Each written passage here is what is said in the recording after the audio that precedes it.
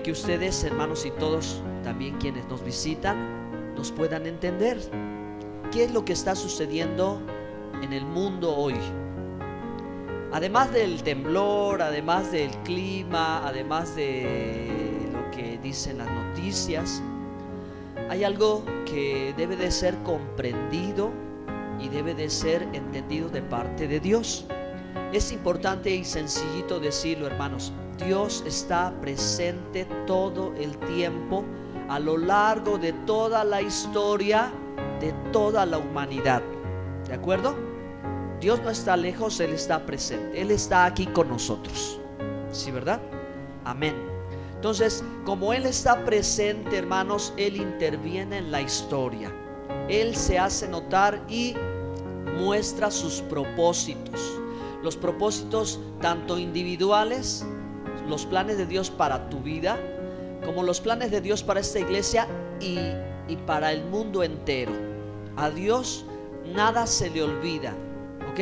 Él sabe los tiempos y las sazones de los tiempos, y Él sabe en qué momento hace las cosas. Es importante empezar por aquí, por reconocer lo que Él está presente. Ahora, yo quiero mencionar acerca de la historia de la iglesia, porque la iglesia, creo que para todos quienes estamos aquí, es importante.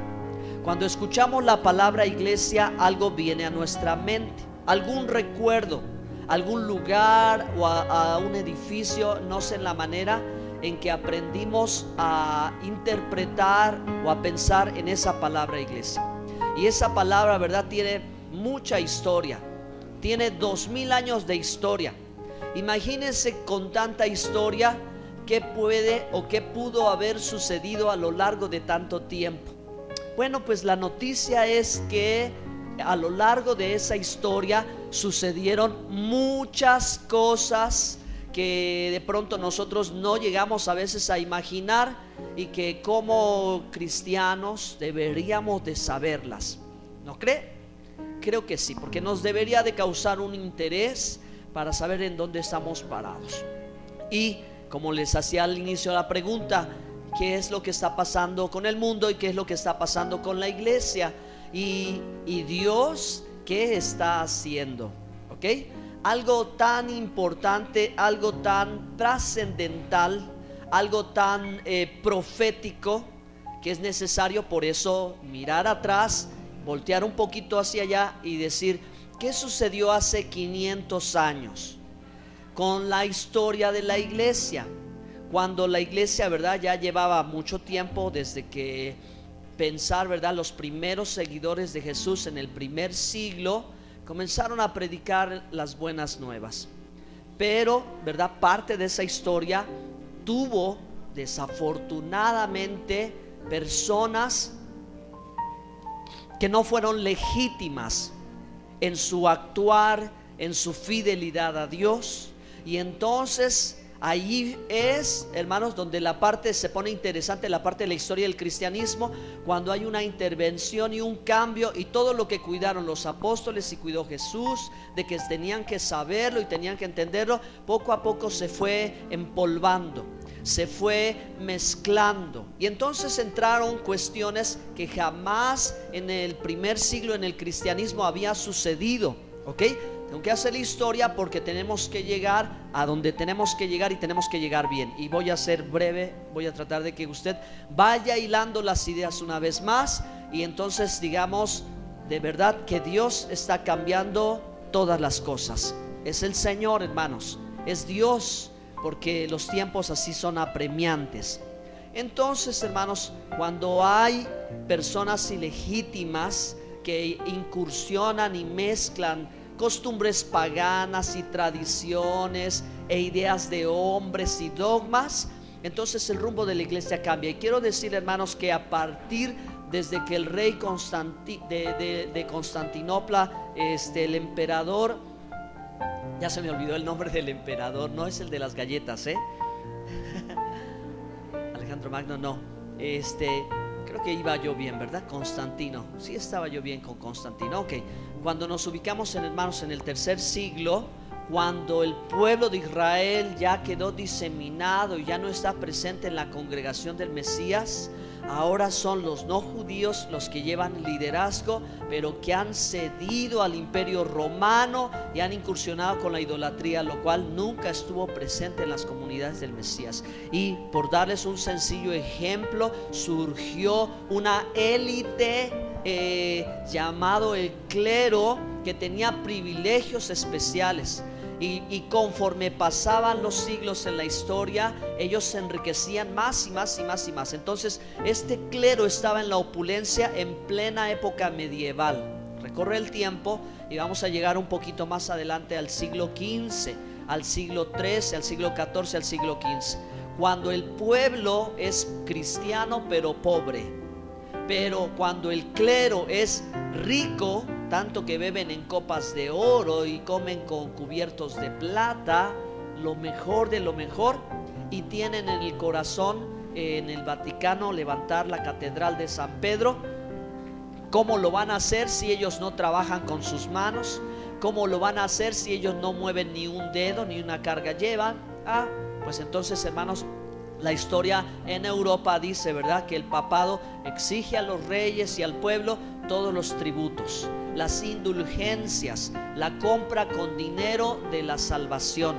Y es extraordinario que todavía al día de hoy quepan esas ideas que son de la época medieval en la gente del siglo XXI. Es que todos se tienen que enterar de lo que sucedió en la historia.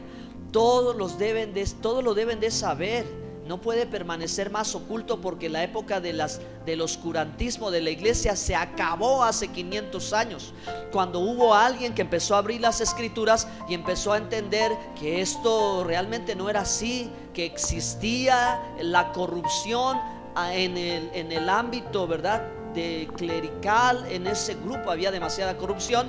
Ellos ni siquiera estaban obedeciendo un poquito los mandamientos de Dios, sino se daban una vida mundana completamente, con argumentos, hermano, totalmente falsos. Entonces había un terrorismo espiritual que la gente no se atrevía a enfrentarlos, porque los castigos eran y fueron terribles. Desafortunadamente, desde un principio, hermanos, con las grandes disputas en el siglo II, porque quien tenía la razón perjudicó demasiado a los primeros cristianos, cuando unos morían y otros se perseguían, y había una lucha terrible. Vuelve a suceder en la historia en el siglo XV otra vez, ¿verdad?, desafortunadamente. Pero antes de eso sigo contándoles la historia, hermanos, cuando todo es enviado, ¿verdad?, a Roma, esa riqueza para hacer esa enorme basílica, y no es hecha legítimamente. Entonces alguien empieza a reaccionar, o muchos, no por centrarlo en una persona, sino en una multitud de gente que quizás en el fondo de su corazón sí deseaba agradar a Dios. Razones políticas, razones económicas, razones, hermanos, de conveniencias aparecen en la historia de la Reforma. El día de ayer, hermanos, estuve más de 2 horas casi observando en la televisión el documental histórico de la Reforma de hace 500 años.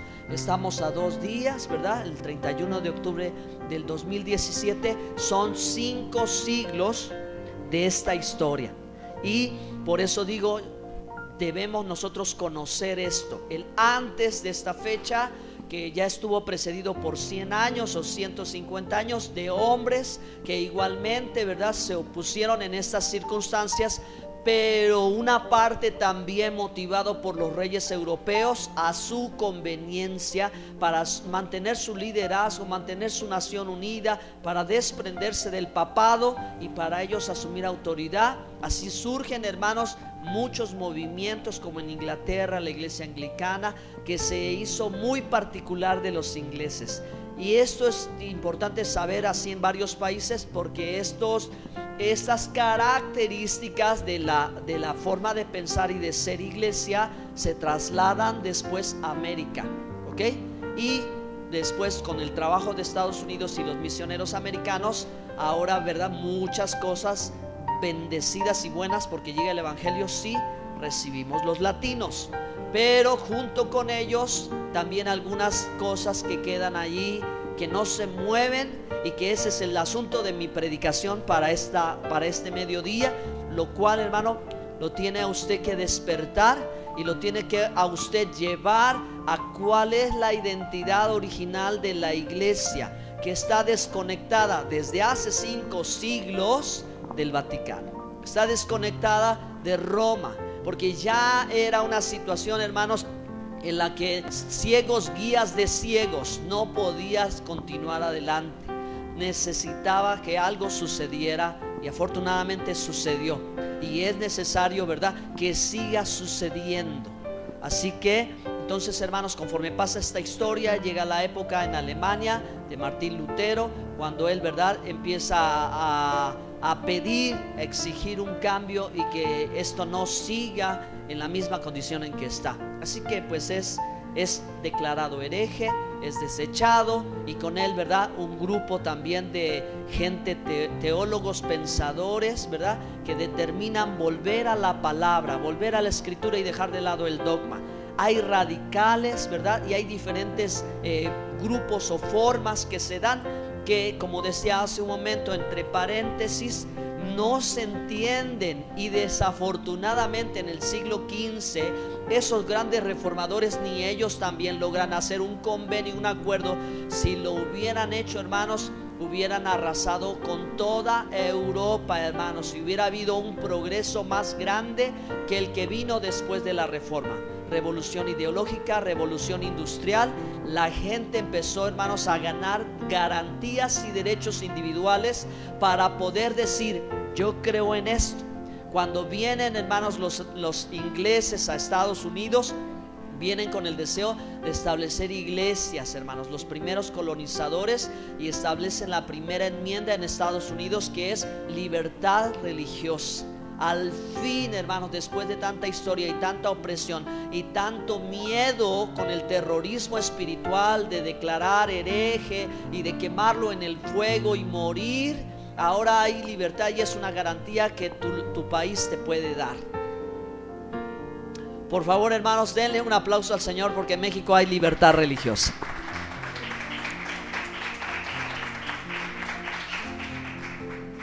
Bien. Entonces, dicho esto, hermanos, ahí va la historia, la cual, ¿verdad?, en esta historia de la Reforma hay una declaración clara que no se puede olvidar, de que se desconoce la autoridad del Papa por ser un hombre simple. El Papa es un presidente del Vaticano, es un presidente de un país y nada más. No tiene autoridad, no tiene, porque desafortunadamente han mantenido y han promovido algo que le desagrada a Dios. No tenga temor, que ahora ya, hasta ahorita que yo sepa, nadie nos va a linchar. Si nosotros decimos esto, no va a pasar nada. Vivimos en un tiempo diferente, por eso hay que aprovechar el momento, ¿de acuerdo? Entonces, todo lo que arrastró esta historia, trayendo, ¿verdad?, a América el evangelio, y con el evangelio un poquito de levadura leudando la masa, ha llegado el tiempo y ha llegado la hora y ha llegado el momento, hermanos, en que la iglesia abra sus ojos y vea cuál es el principio de su historia, para no tener que, ¿verdad?, estar sometido, o para que, o más, por decirlo, en honor a la verdad, por la honestidad, y porque esto es lo que decíamos en la reunión pasada: merecemos conocer todas las cosas. Amén. Yo me acuerdo, ¿verdad?, que algunas personas todavía llegaron a platicarme a mí, cuando pertenecían a otro grupo, que a ellos se les decía: cállate, no digas nada, tú esto es así, punto. Y no les permitían pensar por sí mismos. Y eso era un error muy grave. Por eso mantenía a la gente en la ignorancia. Pero Dios siempre ha querido que usted conozca la verdad, porque si conoce la verdad, usted será libre. Amén. Abra la Biblia en Efesios 2:14. El título es Recobrando la identidad de la iglesia, y tenemos 3 premisas. La primera es que la iglesia no reemplazó a Israel. Segundo, Israel es el pueblo de Dios, como también lo es la iglesia. Y tercero, los dos importan por igual a Dios. Vamos a leer este pasaje en la Biblia, en Efesios 2, 14, porque Él es nuestra paz, habla de Yeshua, es decir, Jesús el Mesías, que de ambos pueblos, esto es lo que decimos, ¿verdad? Judíos y no judíos, hizo uno, derribando la pared intermedia de separación, aboliendo en su carne las enemistades, la ley de mandamientos expresados en ordenanzas. Estos son los dogmas humanos, hermanos, para crear en sí mismo de dos un solo y nuevo hombre, haciendo la paz, y mediante la cruz reconciliar con Dios a ambos en un solo cuerpo, matando en ella enemistades. Este es el deseo de Dios, ¿ok? Que no existiese muro de separación entre su pueblo Israel y aquellos que venían a ser también su pueblo, los no judíos, los procedentes del extranjero, de quienes Dios, hermanos, desde el principio de la época de los patriarcas Abraham, Isaac y Jacob, ya había prometido que Dios bendeciría. Pues le dijo al patriarca Abraham: en ti serán benditas todas las familias de la tierra. Y eso habla de todas las naciones, pues que Jesús de Nazaret habría de venir a ser el Salvador del mundo. Gloria a su nombre. Amén. Pero miren, esto es lo maravilloso, y aquí está algo que en la reforma o no fue alcanzado, o ellos no lo vieron, o ellos de verdad que no tomaron una determinación al aceptar una condición desde la época del siglo III. Pues la reforma no completó todas las cosas para llevarlas a su estado original, hermanos, ¿sí? No fue así, y ahora nosotros mismos y el tiempo y Dios nos lleva a resolver esta situación. Por eso está en nuestras manos hacer la historia. Nosotros estamos haciendo historia, hermanos. Estamos haciendo la historia porque en verdad en nuestro corazón está el deseo de que la palabra de Dios se cumpla, que no prevalezca el dogma, que no prevalezca la idea del hombre, sino el deseo de Dios. Amén. Entonces, por eso es que ahora es el tiempo que todos deben de saber la relación tan estrecha que tiene Jesús con el pueblo de Israel. Porque por mucho tiempo la imagen y la idea acerca de la persona de Jesús siempre quedó desligada de su pueblo, de su identidad, de quien Él verdaderamente es. Y con el paso de la historia, su imagen fue como una de alguien universal, como alguien distinto, alguien ajeno, o alguien enojado y molesto con su pueblo. Pero esto no es así, porque, hermanos, Jesús ama y amó profundamente a su pueblo, de tal manera que en la Biblia se dice que Israel era su especial tesoro y la niña de sus ojos. Amén. Por ellos dio su vida el Señor, y también por nosotros. Denle un aplauso al Señor maravilloso. Ánimo, hermanos.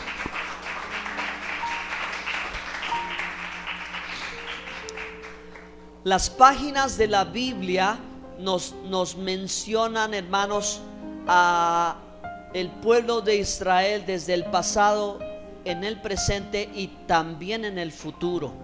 Por eso decimos, hermanos, que no ha existido nunca un reemplazo del pueblo de Dios.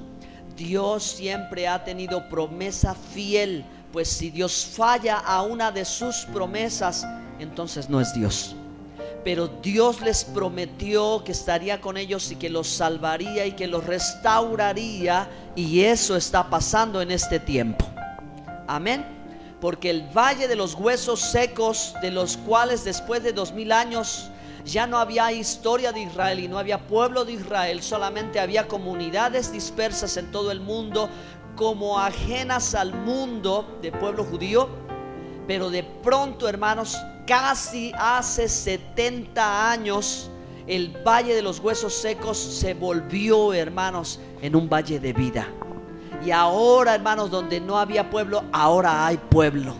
Y donde ya no se hablaba la lengua sagrada, el idioma del Señor Jesucristo y de los apóstoles y de Moisés y de David y de los reyes de Israel, ahora se habla la lengua sagrada, el hebreo una vez más. Es maravilloso. Los que vivieron hace 150 años o 100 años no lo hubieran creído lo que ahora está sucediendo. Y con esta restauración, hermanos, como una señal de que el Señor Jesucristo pronto viene, ahora, hermanos, también Dios está restaurando todas las cosas, y está restaurando y volviendo el lugar al pueblo de Israel y a la iglesia igualmente, también como dice Efesios 5, la cual Jesús amó y se entregó a sí mismo por ella. Amén. Vamos a leer Romanos 11, verso 1 y verso 2. Listos, dice así: digo pues, ¿ha desechado Dios a su pueblo? Todos digan: en ninguna manera. Lo vuelvo a leer por si todavía cabe alguna duda. Es Pablo y dice: ¿ha desechado Dios a su pueblo Israel?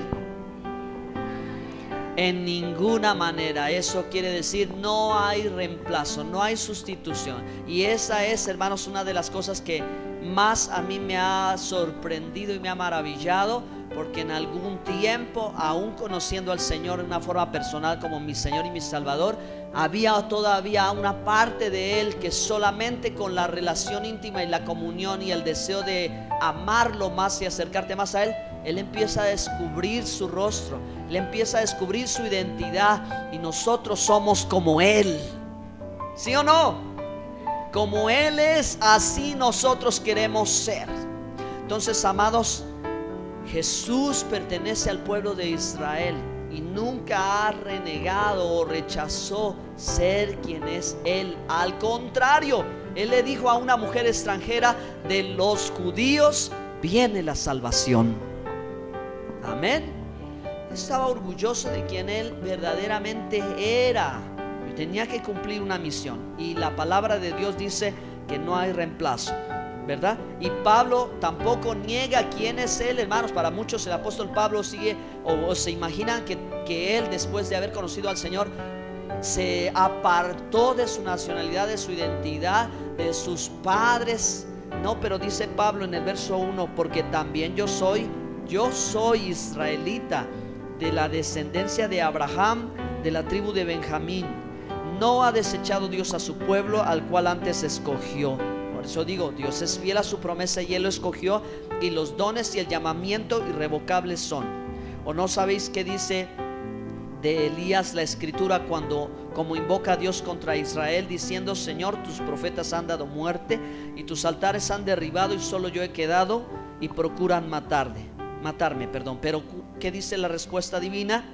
Me he reservado 7,000 hombres que no han doblado la rodilla delante de Baal. Así también aún en este tiempo ha quedado un remanente escogido por gracia, porque todos somos salvos por gracia. Israel es salvo por gracia. Hubo gente fiel a Dios por su gracia. Bueno, entonces, en primer lugar, es mentira que la iglesia reemplaza a Israel en los propósitos de Dios. No hay reemplazo, hermanos. La ciudad escogida por Dios siempre ha sido Jerusalén. La tierra escogida por Dios siempre ha sido la tierra santa, la tierra de Israel. ¿Ok? No hay lugar para otra ciudad. No hay otra ciudad más santa, hermanos. No hay otra ciudad más santa que Israel. Bueno, vamos a ver. Avanzamos un poquito más. Segundo lugar, el fracaso por descubrir este engaño en la época de la Reforma distorsionó, hermanos, el evangelio que ahora se estaba tuiteando, ¿verdad?, por toda Europa. Es decir, hermanos, Martín Lutero fue un excelente teólogo, pero también, ¿verdad?, fue un estratega, porque cuando se hizo la imprenta por primera vez, el mensaje fue el que él envió.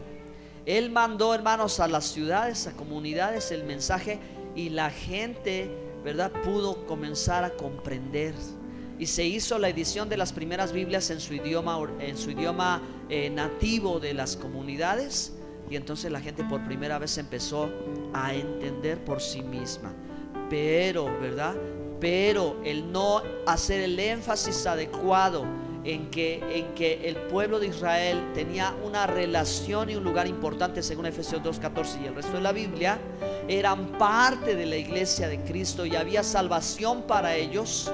El no haber actuado aquí, hermanos, hizo que el mensaje del evangelio no diera el giro completo que tenía que haber dado, ¿sí? No sucedió lo que tenía que suceder por completo, y desafortunadamente, hermanos, se siguió a través de las cruzadas de la Santa Inquisición, a través de las persecuciones en España y en varios países en Europa, que las comunidades judías seguían padeciendo y no alcanzaban la salvación, no alcanzaban al Mesías. No había quien les predicara a ellos de Yeshua. ¿Por qué? Porque ellos tenían temor, había miedo, no había una verdadera convicción al final. Si no era verdad, si no se retraían de su fe judía, ellos morían. Desafortunadamente todavía esas leyes en el Vaticano siguen vigentes, a pesar del ecumenismo y a pesar del supuesto deseo de que todos nos volvamos amigos. Y ahora, aprovechando los 500 años de la Reforma, ¿verdad? Ahora sí te reconozco, hermano separado. No, pero hasta que cambien sus leyes, hermanos, que dan instrucción de que el que declaran el hereje le van a dar la muerte en el fuego o cualquier clase de tortura. Eso es lo que tienen que cambiar, y de eso es de lo que tienen que retractarse.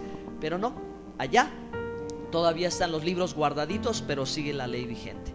¿Qué les parece? Pues esto es lo que sucedió con el pueblo de Israel, hermanos. Por eso también el pueblo de Israel, ¿verdad?, nos llega a recibir, a escuchar este mensaje, hermanos, del cual mucho, ¿verdad?, han padecido y no alcanzado. Vamos a leer Gálatas 1 del 6 al 9.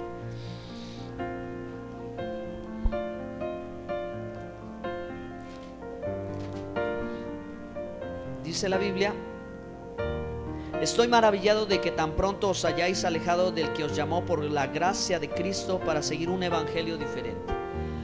Ok, miren, no es que hubiera un evangelio diferente, ¿verdad? O varios evangelios, siempre ha habido uno y uno verdadero. Pero uno que cuando iba de boca en boca, cuando caía a manos de los gnósticos, había argumentos fuera de orden. Cuando el mensaje del evangelio quedaba a manos de los judaizantes, había una distorsión del mensaje. Cuando el evangelio quedaba en manos de los otros grupos, también era utilizado como un arma política, como un arma militar, como un asunto de reunir a la gente y venir en una revuelta contra Roma, ¿sí? O sea, hacer guerra porque ya está el rey y este es el tiempo y ya va a establecerse el reino de Dios. Y había violencia, había sangre, lo cual Dios nunca ha deseado y nunca ha aprobado en todo este tiempo de historia, hermanos. El evangelio no es así. El evangelio es paz. ¿Están de acuerdo conmigo? El evangelio es paz, no es violencia, no es guerra, no es muerte. Bueno, pues entonces ya en la época de Pablo hay diferentes corrientes que lo están cambiando, lo están distorsionando. No que haya otros, sino que hay algunos que os perturban y quieren pervertir el evangelio de Cristo. Mas si aún nosotros o un ángel del cielo os anunciare otro evangelio diferente del que os hemos anunciado, sea anatema.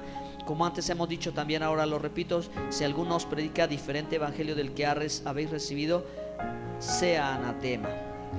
Bueno, pues este texto es un mensaje tremendo, hermanos, porque aún a pesar de la advertencia que Pablo hizo, sucedió.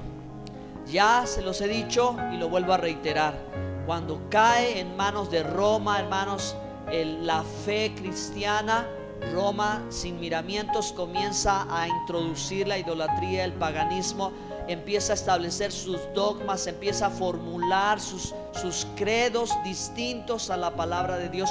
Y cada papa que viene, cada papa hace un cambio, una innovación a su antojo. Ahí llegamos a la época medieval, cuando hubo alguien que estableció las indulgencias, echa la moneda y el alma sale del limbo. ¿Qué le parece, hermano? un invento más otro invento más otro invento de cosas que no son así. Amén. El limbo no existe. Entonces, por tener una idea clara de lo que estaba pasando, hermanos, y ahora tiene que cambiar. Amén. Tiene que cambiar, hermanos. No puede seguir prevaleciendo la mentira. Usted debe de enterarse que por algo, hermanos, Dios volvió a restaurar a Israel. Vamos a leer la Biblia ahora en Romanos 11, versos 11 y 12.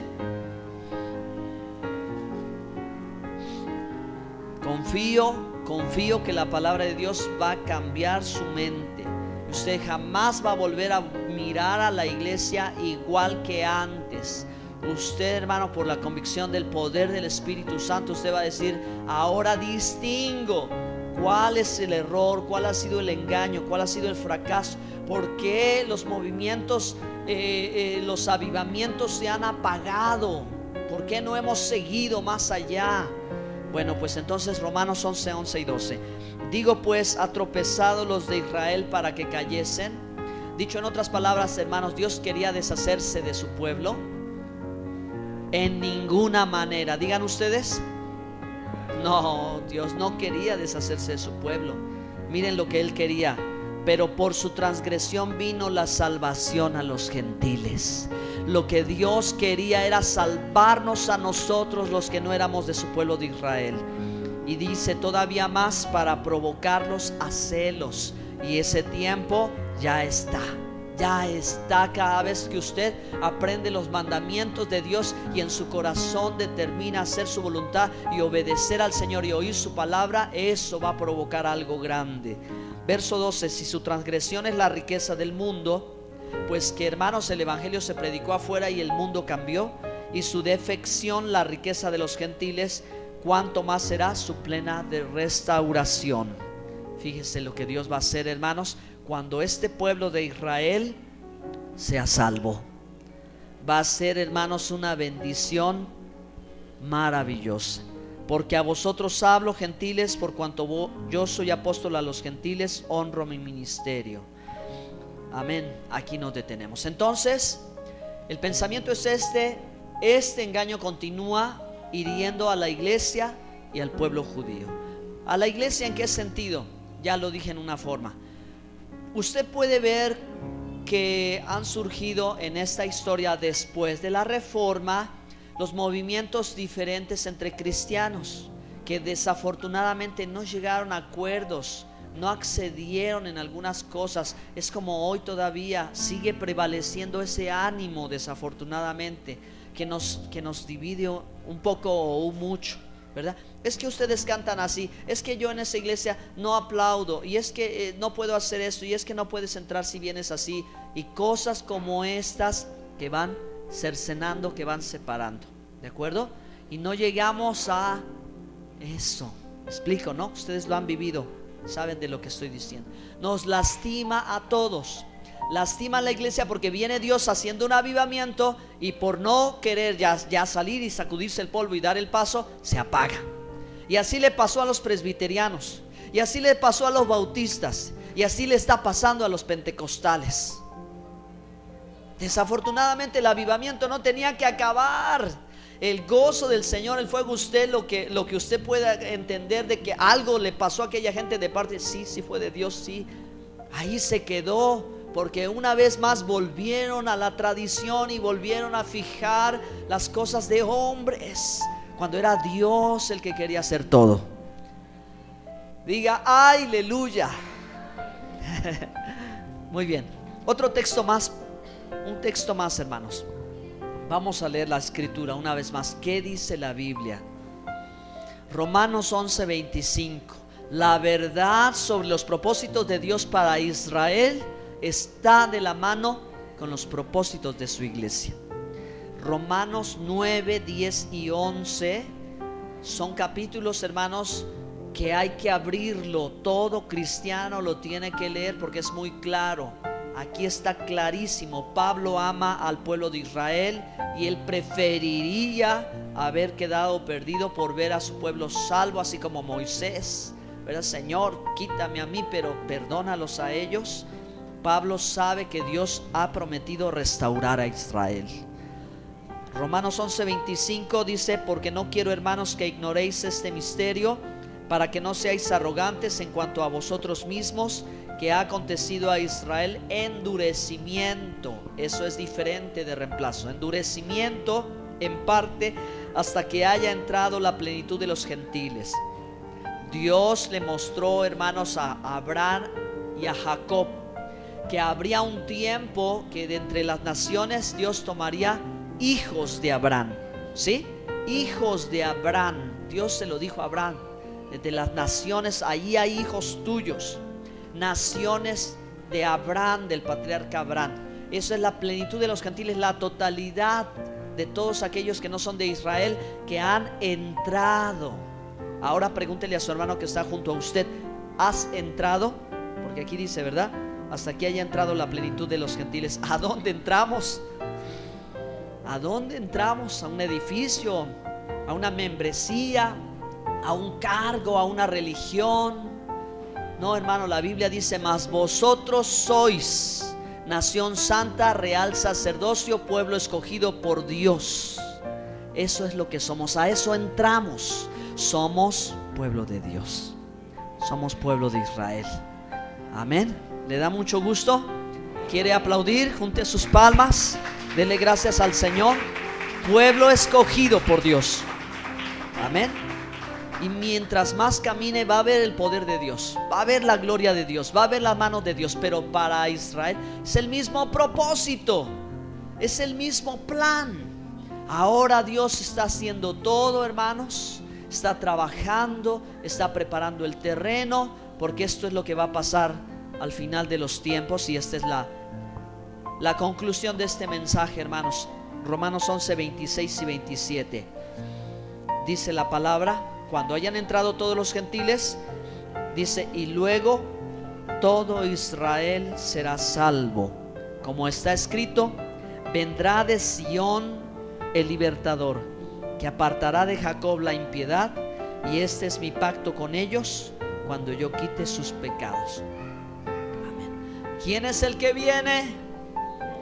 Cristo es el que viene. Yeshua es el que viene. Jesucristo es el que viene, hermanos. Y como Él viene, va a cumplir sus propósitos en la nación de Israel. Y el pueblo de Israel, como nosotros, va a decir verdaderamente: Jesús es el Mesías, Yeshua HaMashiach. Él es el Señor, Él es el Salvador del mundo, Él es el libertador. Denle un aplauso fuerte al Señor. Aleluya. Pónganse de pie, hermanos. Pónganse sobre sus pies.